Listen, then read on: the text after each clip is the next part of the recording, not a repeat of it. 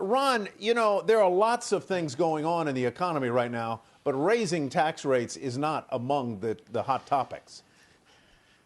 No, and I don't think it would be advisable this early on, Tyler. I mean, if you go back to when President Obama was elected, he ran on a similar platform of raising both corporate and individual tax rates at the highest end of the income spectrum, and then was forced to back away because we're in the midst of a great financial crisis and ultimately the Great Recession. And I think there's some parallels here insofar as, yes, it might be desirable to unwind some of those tax cuts that did not provide what was promised in the way of hiring, in the way of higher wages, in the way of capital spending, just stock buybacks, dividend increases, and the like.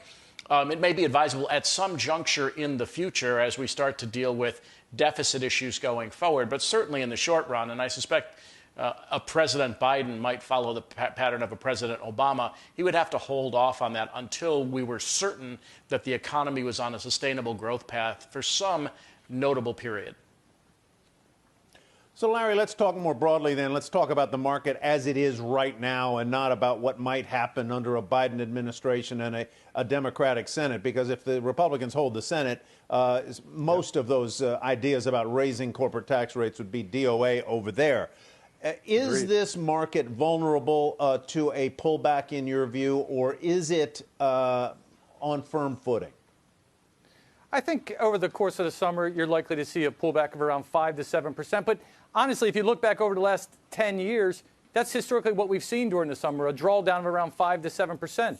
You know, there's some catalysts out there. There's some political concerns. There's some tensions with China. We talked a little bit earlier about the therapeutic, if something were to happen there where there was a failure. So you could see some interim volatility. But longer term, I still think that this equity market's on solid footing, especially if the economy recovers starting in the fourth quarter, and if we do ultimately start to see some containment of this virus going forward.